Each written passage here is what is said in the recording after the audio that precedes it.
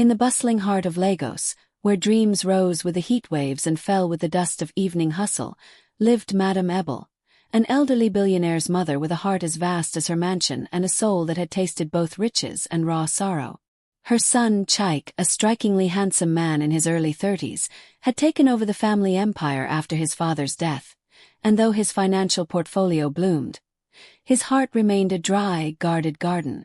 Women came and went, some beautiful, some clever, others bold, but none had the soul, simplicity, and strength Madame Ebel believed was worthy of her only child.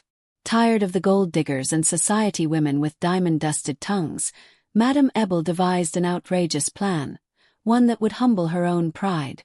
She would become a cleaner, not just in any company, but inside her own household and her son's major factory, where over 200 workers toiled without ever having seen the billionaire matriarch.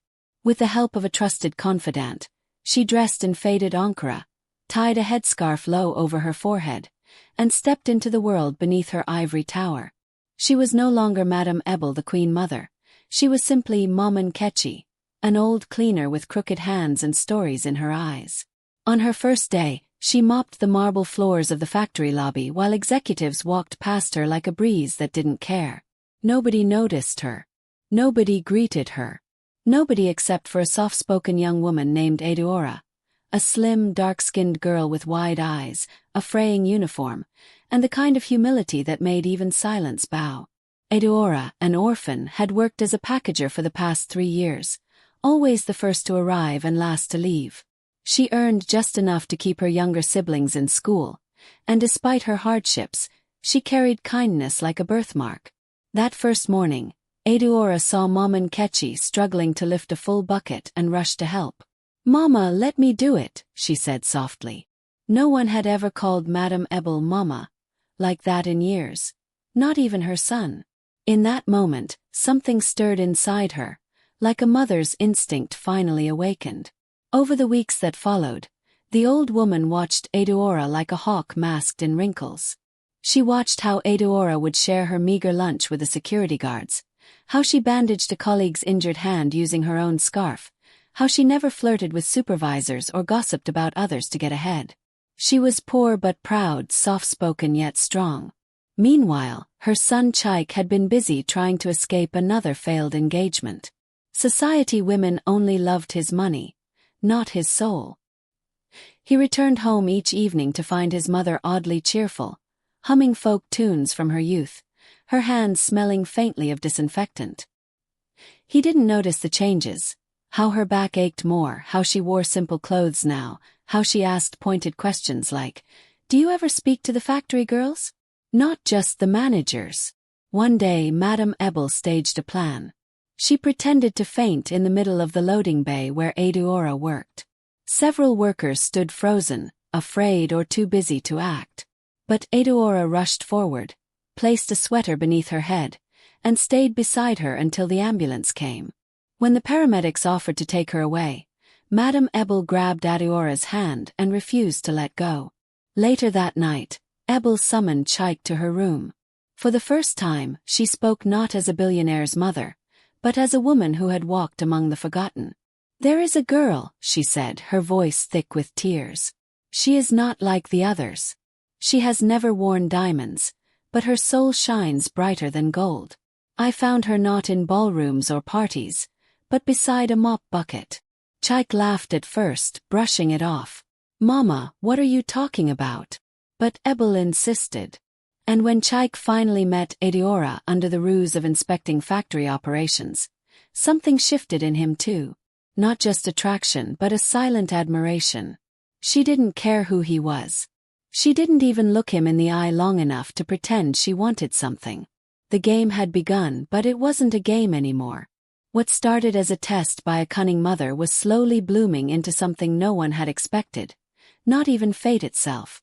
Chaik couldn't sleep. For nights, Eduora's image haunted his thoughts like the sweet smell of rain on dry land, refreshing, elusive, and rare. He found excuses to visit the factory more often, watching her from afar, pretending to check machinery or inspect stocks while his eyes lingered on her.